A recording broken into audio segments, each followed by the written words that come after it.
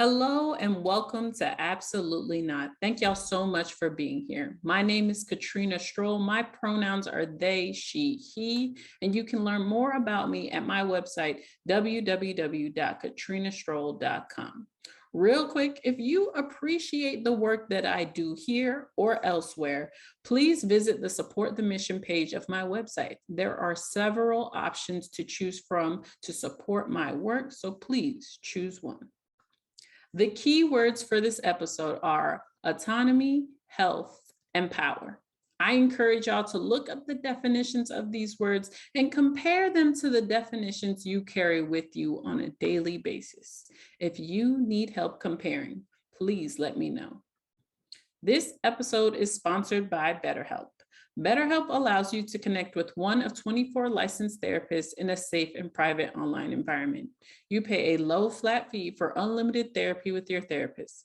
Visit www.betterhelp.com/absolutelynot for more information and to get 10% off your first month. This link can be found in the show notes. Today's episode is titled, Are You Fit for Work? I'm excited to talk about this with our amazing special guest, Kristel Whippy, she, her. As a qualified lawyer who also has a bachelor's degree in political science, she has experienced racist microaggressions, overtly sexist and illegal workplace policies by employers, including law firms. She's working to figure out how to address these issues in spite of local attitudes towards human rights and COVID pushing profits over people even further. She identifies as an interracial adoptee and Indian. Kristel, thank you so much for being here today. Thank you, Katrina. Thank you for having me. I'm really excited to get into this. I've had a lot of people actually ask me about the title of this episode, Are You Fit for Work? Where did that title come from? So, yeah, I mean, I think I was just, thinking about the situation and also my experience literally hearing, having that discussion about whether or not I was fit for work just after I'd had several bouts of dengue. The first was, of course, we have dengue seasons, I suppose, here in Fiji. And so I'd gotten it the first time. And then that was maybe around March of 2014, I believe it was. And then again in would have been around September or so. And the thing is, when I had it the second time, the doctor was very specific, like you really need to rest because, as we've seen with COVID, it was basically a mutation of the previous virus sort of a thing, and I'd gotten it again. So I had also emphasized that to my employer. And so I was being, very careful in terms of answering work emails, because the first time I got sick, I was on calls. It was basically working from home sort of a thing. And so the second time I was a bit more careful, but still answering text messages and emails and all of that. Trying to be more careful, I suppose I should say. Then once I did get back to work, they had, I think, what was it? Oh, sorry, it would have been around October, because November or late October, they had this corporate retreat sort of a thing. And then they had all of these activities, including lots of running and very, active sort of things happening. And so I mentioned to the HR manager, like, this is what the doctors told me. And I think, considering this is my second round of dengue, I need to take this seriously and be really careful. I don't want to get sick again, because I was warned that there's a possibility of a relapse. So I told her that, and she turns around and says, sorry, it's not optional. Everybody has to attend and everybody has to participate fully. And I mean, to put it in context, like working at this particular place, like they were just, people weren't people in their eyes sort of a thing, to put it that way. And so, it was that sort of work environment. And, everyone was just expected to fall in line sort of a thing. And I suppose, how old would I have been at the time? I think I was around 26. Yeah, about 25, 26 years old. So I was still very, okay, yeah, I'll go ahead and just do it or whatever. And so I did, running around and, everything that needed to be done. And then I had a trip that had been planned from, maybe around February or March, way earlier in the year. Went on the trip and I wasn't feeling too well. I was feeling just sort of very lethargic and all of that. When I got back, literally, I think we got back on the Sunday, Monday morning, I couldn't even get out of bed. And so I called in sick. I went to the doctors and all of that. Somehow dragged myself eventually out of bed. And that was another thing, was them questioning like, why, okay, I wasn't feeling well. Why did it take me so long to go to the doctors and all of that? And I'm just like, I don't have anybody to take me there. So if I can't get myself out of bed, it will be a struggle. And it was just very like all of those things, like so many like quote unquote little things trying to communicate to people and make them understand the situation. Anyway, all of that, I'm sorry, I know it's a very long story. All of that sort of compounded and took its toll on my health, of course. And then what the doctor explained to me was that basically by lowering my immune system so badly, it ended up worsening my allergies to dust and animal dander and all of that. So then I ended up like maybe a few months later, having a really bad allergy attack, not being able to breathe properly and all of that. And I think I was away from work for another week or so. And again, after that, then they sort of came back to me, the HR manager came back to me and said, well, it seems like you're having a lot of, health issues.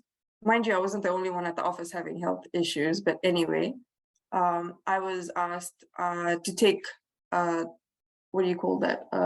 A medical examination. And it included like a whole bunch of things. They wanted me to sign a waiver to say that, if I'm found to be like, say, HIV positive and anything in that relation, that it will be disclosed to the company. And I just found that very intrusive. And I even asked if that was correct, if, that was properly worded, or if someone had made an error.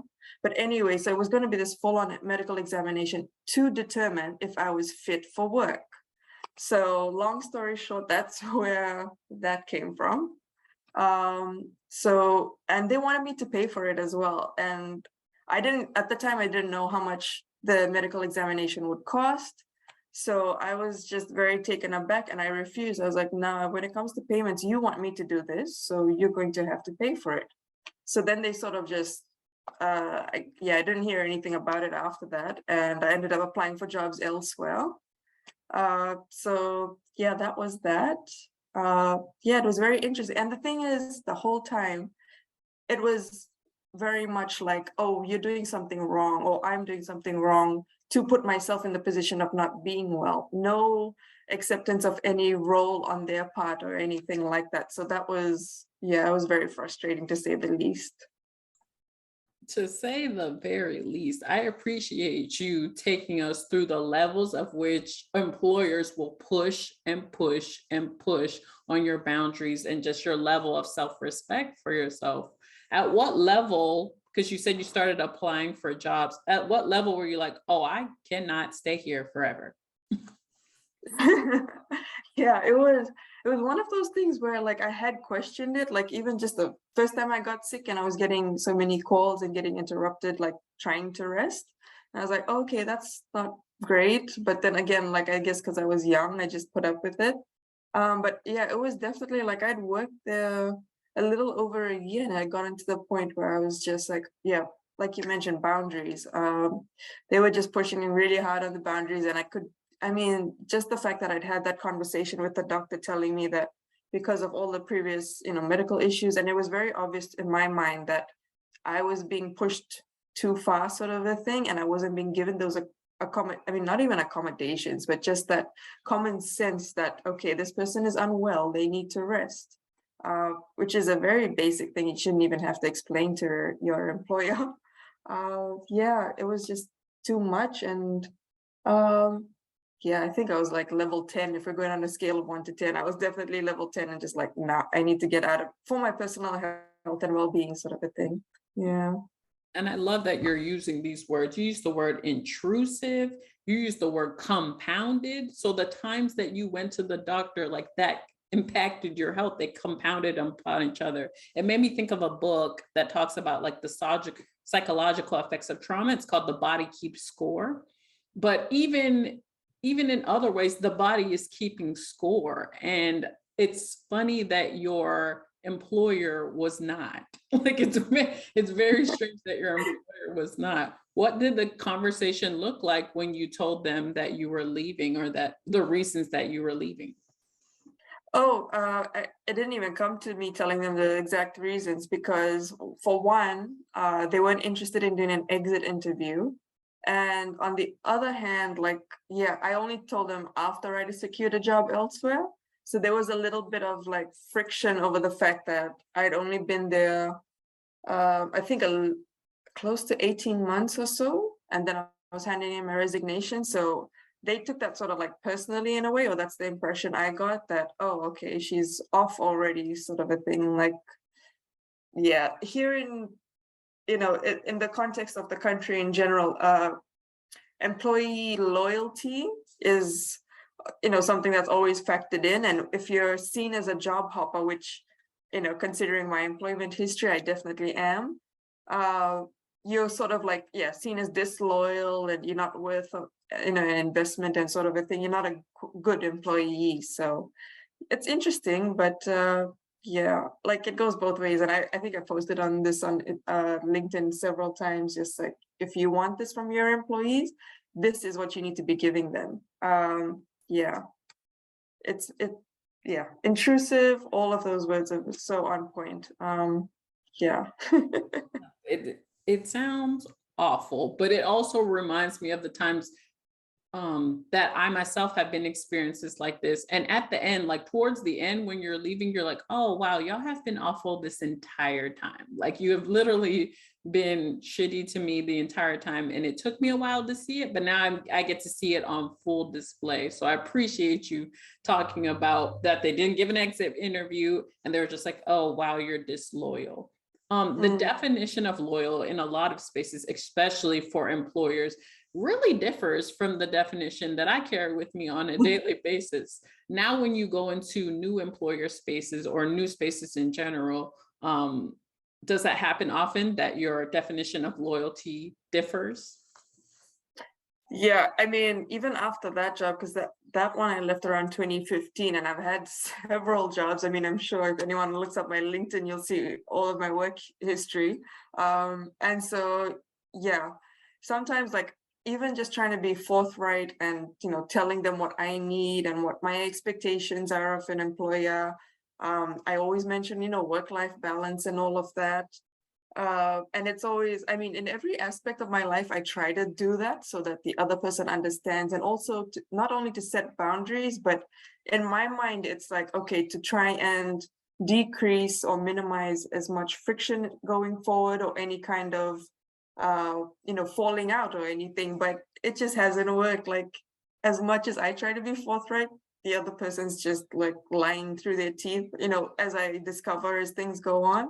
And that's the unfortunate part, is relationships, whether it's employment, personal, or whatever it is. Yeah, it just comes down to like, once you actually get to know the person, then you can figure out whether or not everything they've said is actually in alignment with what you wanted, or if they've just been lying to you the whole time. And yeah, it's difficult. I honestly wish I had, some sort of psychic ability or something. And I remember feeling like that too, but there's like a huge revelation when you realize that, kind of just like, well, I can't control that. I really can't control that. Are you ever afraid of the stigma that's attached to like job hopping or being loyal to yourself over the employer that you're in relationship with? Are you ever afraid of that when you decide, okay, I can no longer be in this relationship? Yeah, I love the way you phrase that, like being loyal to yourself. And that is, yeah, that's something that's really negatively looked at around here, or at least that's the impression I've gotten. Yeah, like even if they're being really nasty to you or whatever it is, it's never a reflection on their part of how they treat their employees. It's always, no matter what, you're supposed to be here, at least 5-10 years, or until the day you die, preferably. And just, yeah, nothing on their part. But yeah, it's always interesting. Yeah, I think I've come to the point, going from my mid-20s till I'm about my mid-30s now. I've really gotten to the point where I know who I am, or I know myself better now, and I know what I'm willing to accept or not. And I think for me, it's no longer whether or not, they are willing to accept my definition of loyalty, or whether we have the same definition. Once I see those red flags, once I see, that things aren't aligning, then I'm like, okay, this isn't going to work. And yeah, I'm going to have to, rethink things, try and, figure out my exit strategy, and yeah, go from there. I love that Yeah. so much. There's so many job tips or career opportunities that we hear, and they're all focusing on how we as the interviewee or employee can like reel the employer in, no matter what, like lying through your teeth you talked about. But I love that you're saying there's no need to do that. Like there's literally no need to do that. At what point did you realize that you will not be lying through your teeth anymore for the employer? What was it? Yeah, because I mean, it was just probably even after that job. Um, oh, yeah, sorry, my memory is failing me right now, but it's definitely something that, especially the jobs I had in 2020, and that, despite the fact that, we had COVID and there was even more uncertainty in terms of the job market and all of that.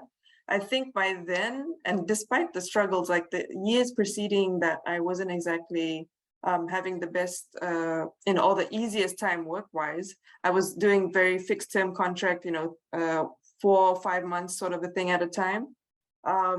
So as much as I needed the work, at the same time, I was very firm with my boundaries at that point. Like, even though I was working for law firms, it's just like, no, this discriminatory workplace practices, that's just not gonna fly.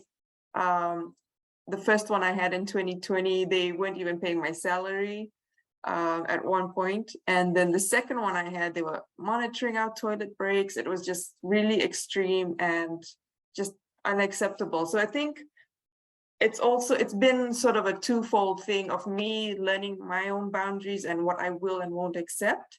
And also just the extremity of experiences from employers as well, just really pushing those boundaries. And it's just gotten to the point where it's very clear in my mind, especially by that time, just, yeah, it's not worth it for me. Like, if all you have to offer me is a paycheck, I can get that anywhere else. Like, that's not really much of an offer, as far as I'm concerned. Yeah. Or, hopefully I can get that anywhere else. It's not always as easy as that, but I've been fortunate so far that I have been able to find other work. Yeah. Well, we were actually just talking about like OnlyFans is available, social media is a whole thing. Like, there are so many options on the planet now, and the abuse that you are giving me for this measly check, I think not. I think not. But I love that you use the word extremity, like the levels of extreme, and it's there are a lot of people who have not experienced what you or I have experienced in workplaces, but they may because of the color of their skin or because of their identities.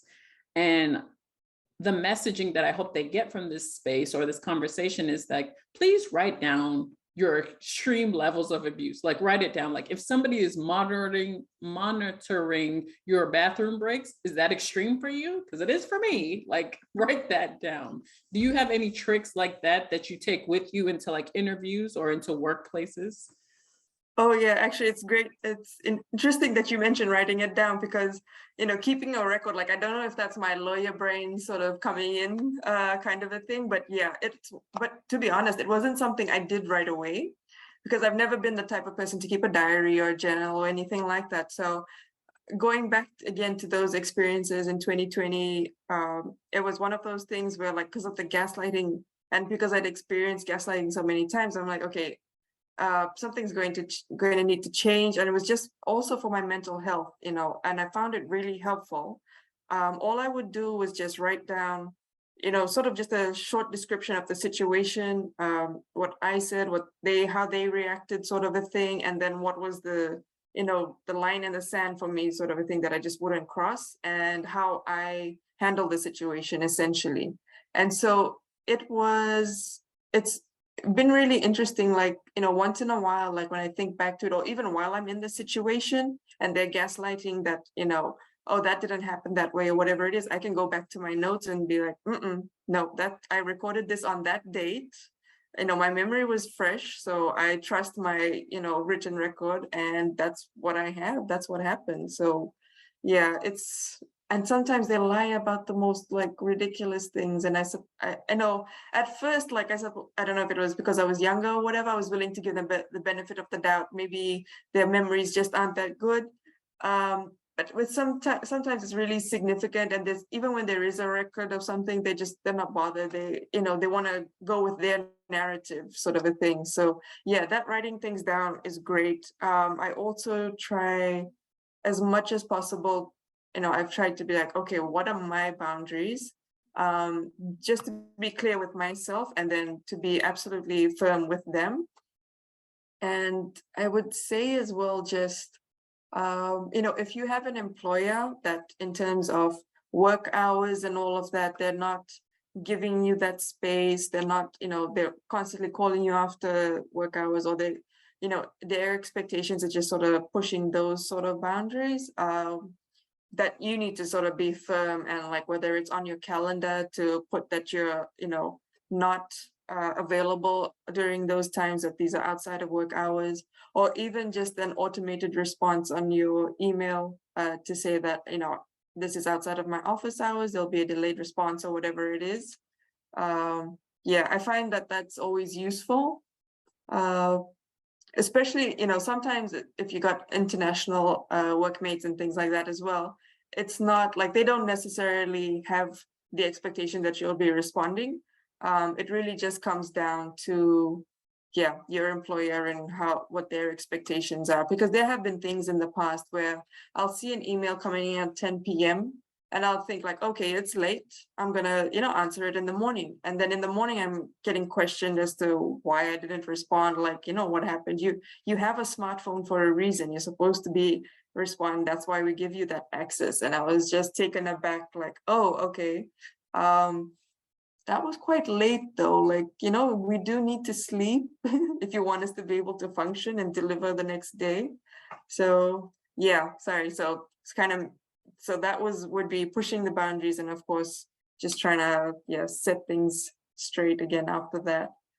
But ultimately, and I'm sure I've already mentioned this several times, it will come down to having to assess whether or not the situation is right for you and what your exit strategy is going to be. And of course, it's always best to have a job lined up, but I mean, during COVID, that, one I mentioned where they had sexist workplace policies, monitoring our toilet breaks and things like that, I didn't have a job lined up after that. And I was on for a 6-month contract. I gave it up after 2 months, just seeing, it's, again, having that experience of toxic workplaces and things like that, I was able to see the red flags a lot quicker. And so I just said, nope, this isn't for me. And I was like, I don't have a job lined up, but just the way you people are treating me and all of that, it's not worth it for me. And they were paying me lower than I would normally be paid as well. So I was just like, it's really like, for a 6-month job, I was like, okay, it was fine, but 6 months and then you adding all of this nonsense on top of it, no, sorry. Yeah. I love that. I'm a big fan of pros and cons lists with anybody or everybody or any situation. It's like, all right, if it outweighs, then maybe I'll do it for you. But if it doesn't, then I definitely, and then once again, it's that writing it out and being able to see it and be like, hey, Katrina, damn well, like, But I love that you mentioned the automated response, and you also used the word access. So I think just having kind of an automated response to employers on like how much access they want to your life, how much access they want to your health, like that full medical scan, that would have been a no for me. Like that's a lot of access to me as a person. How much access are you giving your employers to yourself currently? Well, I've recently just started a new job, so it's I think this is just a little over 2 weeks now. Currently, because I've come into a really busy period, so I've been understanding with them, and that's one thing I've had to learn with all of my relationships, is sort of looking at the situation and being like, okay, am I reacting to this based on previous, maybe traumatic experiences or just bad experiences, or is this objectively on its own a bad situation. So I looked at this one because it's in a really busy time, the project, that sort of, project implementation, there's lots of deadlines and everything. So I'm like, okay, I'll give them leeway and it all makes sense. Like they're not asking me to work extra hours for no reason, sort of a thing. It's not just a day-to-day ordinary thing that, they're trying to get me to do or whatever it is. So it's all made sense and I'm willing to do that. At the same time, my new boss is very mindful of the fact that I am, either working late or it's not the normal sort of workday sort of a thing. And she's been very good in sort of checking in and just reminding me that this isn't going to be forever. It's just a short period. And then we're going to get into a bit more of a routine sort of a thing. So I've appreciated that. It is a very different work environment to what I'm used to. Even when during the hiring process, they were very, upfront, like this is our salary scale range that we're looking at for this role. Does that align with what you're expecting? And I was just, to be honest, like my brain, broke sort of a thing. Like it was just such a surprise. And I was just, and of course, very appreciative of just how, upfront and all that they were, because that salary disclosure is so difficult to get. And I've had other jobs where they're just sort of very airy-fairy about it, and then they give you a really lowball offer, and then it's just, well, what's the point? You put people through these recruitment process, and some of them can be quite intense, and it's like there's no point going through all of that, and you're wasting each other's time really if you're not going to align when it comes to the salary. So yeah, so far it's all good, and fingers crossed that it continues that way, because they're very flexible in terms of I actually get the option to work from home, or they've got a workspace as well. So yeah, so far all good. Oh, and I know we talk about red flags a lot here, but those green flags, man, that's what I want people to understand. It's like that reaffirming of like, I'm so sorry that this is happening, like being apologetic about like the uncomfortability that you're feeling as a new employee, like green flags. I need that. And a manager, somebody who's over me, I appreciate you bringing that. I don't, sorry, yeah, I was just gonna say, like it's been a bit of a culture shock to have that coming from the employer, as opposed to me trying to remind them that I am a human being. Please treat me accordingly, sort of a thing. And so I'm still sort of wrapping my head around it. And yeah, like I said, it's been a couple of weeks and it's been good so far. So knock on wood, fingers crossed, everything. Oh, and I love that you talked about how it makes sense. Not too long ago, I had a guest on the show and they said, most of the time, if it doesn't make sense, it's some sort of discrimination. It's probably racism or sexism or it's something. So for anybody who's listening, who is like, well, I don't even know how to begin pointing out red flags. If it doesn't make sense, and when you ask them about why it doesn't make sense, and they're like, oh, just fairy, just blah, blah, blah. Yeah, that's a red flag. And or especially when you hear those terms like, this is just how we do it, this is how things are, sort of like they're not able to actually reason it out and justify it, or their reasoning is just so off track. Like I remember this one situation where, so basically I'd been working at this firm and it was about 8 months or so.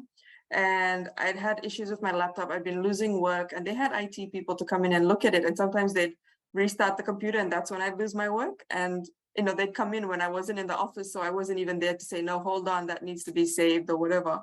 So anyway, it was all of those issues. And 8 months later, it was getting really frustrating having to work extra hours, either the same evening, depending when the deadline was, or over the weekends. So this is 8 months later and I sent them a response because yet again, they'd taken the laptop to do something with it. And I'd asked, okay, basically I wanted to know like a firm, response of when and what they were going to do to actually fix it, because I pointed out it's been 8 months and how it affects my work and my life just in general and all of that.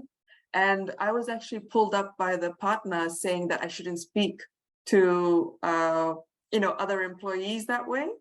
And I thought, oh, okay, that's interesting because it's affecting me. And all I basically asked was, yes, I was firm in the email, but it wasn't like I was nasty swearing or anything, over the top. And so I thought, okay, that's interesting. Anyway, and so I just got on with work after that, obviously very annoyed and pissed off. And then a few months, might have been 4 or 5 months down the line, we had appraisals and it was brought up again. And during the appraisal, I was told, they went over how I shouldn't have spoken that way to the employees and all of that kind of a thing.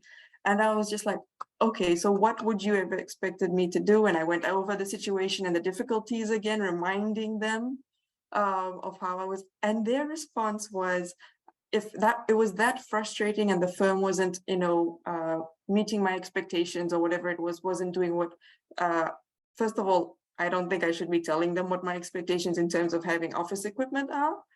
They should be well aware of that as an employer and making sure it happens. But anyway, their solution was that I should have walked into the partner's office, slammed my fist on his table, and demanded that they make the necessary changes or get me a new laptop if necessary. And I was just sitting there completely dumbfounded, like, as we're talking about reasoning that doesn't make sense. I'm like, you're pulling me up during appraisals for the fact that I sent an email that was just very firm and frank sort of a thing. And yet you're saying that the more quote unquote appropriate response would have been me to slam my fist on a partner's table. Like, seriously, I would have definitely been fired or even more severely disciplined. There's no way that would have been acceptable to them. And yeah, it's just like, I think in terms of your audience and just looking for those red flags, that lack of reasoning on their part or just complete inability, even if you're going through a job interview and you're asking questions around, like they're always talking about, oh, we're very diverse, or we employ a lot of women, and we're a quote unquote family at this, whatever the job is.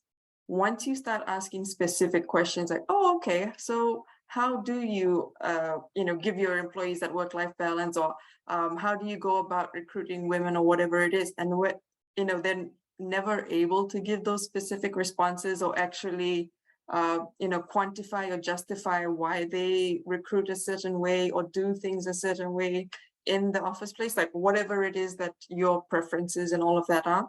If they're not able to provide you with specifics, and usually it's the HR manager or someone in management that's conducting the recruitment process. So if they don't have that information, it's definitely like 100% that it's not actually being implemented at the place of work. So just, yeah, some tips there if anybody. No, they need it. Thank you for bringing it into this space. These words that you are using, specific, justify, reasonable, because all of these words can be subjective to whoever is in power, to whoever are in different positions. But for you, you need to be able to define that for yourself. What is reasonable for you? What is justifiable for you? What does justice look like for you? And I love that. To the people who are going to go into their office tomorrow and ask very specific questions of their employer, what would be the top 3 tips you would share with them about having those conversations? Yeah, I think, if there's anything, sort of contextualizing things, like if things have been if you've been working there a while and, there's been something, whether it's your health, your, mental health or physical health, if there's something that's affecting just your ability to do your job, contextualize it in that way, but contextualize it in terms of what their employer is doing to cause that situation. And then you can probably go into discussing, what your boundaries and, what you feel needs to happen to actually make you, really be able to not only do your job, but get that sort of, like jobs aren't just meant to be a paycheck. So if you get that sort of fulfillment from your work, and I think that's a thing that gets lost in a lot of employee-employer conversations, is being fulfilled by your job and feeling like, okay, I'm making a contribution here, but at the same time, I feel like being at this job is having a positive impact on my life beyond just the paycheck. So yeah, having that conversations in that context, just, on the one hand, raising red flag issues, but also sort of signaling to your employer those possible green flags of what you're looking for to make the experience positive for you. Of course, it's always good to have, some sort of, whether it's an email record or your own notes, just in case, because you're not sure, you can never tell, like you'll have sometimes you'll have an employer who's very receptive, or they'll be receptive and then they turn around and get nasty later on. So having that record to fall back on, even off those discussions themselves, making notes as you're talking. And also, I would say as well, maybe if you know people, other employees well enough, and you have that sort of support system within the workplace, just sort of touching base with them, even if you don't want to share your own perspectives or anything, if you don't feel comfortable with that just yet, just sort of testing the waters and finding out if they've had any issues and how the employer responded. It doesn't mean that you shouldn't speak to your employer, but at least you'll have some idea of how to go about it, what might be the best approach, sort of a thing. Because I do understand, people need to protect their income. Like, well, that's an important aspect. Like, it's just, part of surviving life, I suppose. We do need to try and make sure that we're taking care of ourselves holistically, and that, mental health, physical health, all of that needs to be, at the top of our priorities as well. Because at the end of the day, you drop dead at your job, they're not going to care. They're just going to move on to the next employee. So, as harsh as that might seem, like, realizing that and how little that I meant to my own employers sort of, really drove that home for me. So, yes. That hurts my heart, because that realization is going to happen at some point in the relationship you have with your employer. You're going to realize we're either equally giving as much as we want to this relationship, so we both have positive impact on each other, or I've been given 100,000% in this bitch, and you have literally given me like a slice of cheese, no ham, no bread, no nothing. And that realize. So for anyone listening, please take Kristel's message. Just like, you need to reevaluate this relationship as often as you'd like to feel, as you feel comfortable, but as you'd like to reassess, because at some point somebody's going to let you know, like, oh, this relationship is off, or we're not giving as much as we should have. Thank you so much for bringing that messaging here. Are there any last minute sprinkles that you'd like to share with the audience? What would I say? I'm just like, first of all, thank you for the opportunity. I really just want to emphasize that, as much as times have changed, employer mentalities haven't necessarily changed. So it is important that, unfortunately, it does fall on us to sort of push that and, make sure that that messaging does get across. And I know it's not fair and it shouldn't happen that way and all of that, but I would say, just make sure you have your support system. However, mine is really small, like, 4 or 5 people, and, just try and try and put yourself first. Just, to sort of get to know yourself and what's important to you and where you see your life, your future going and all of that, and whether that job or not, you might love the work, but if the work environment isn't working for you, you can always look, elsewhere, or even consider entrepreneurship and, starting up your own thing. That could potentially, is unfortunate, and I totally understand that shouldn't be something that people have to consider. We're left with very little options unless we're born wealthy or whatever it is. We do have to sort of work within this ecosystem. So please just, put yourself first and realize that you are a human being, that you have value, and that you shouldn't just be at the whim of, whatever employer you're with at the time. So, yeah. You should not just be at the whim of whatever. I hope somebody heard that. I hope somebody takes it with them for the rest of your life. Thank you so much for being such an amazing special guest today. You have shared so many gems that people are going to hear and be like, oh no, this job fucking sucks. I have to be more loyal to myself than I am to this employer at this time in my life. So thank you so much. To anybody listening, keep setting those boundaries and saying absolutely not to anything unaligned. We will see you next time. Bye. Bye.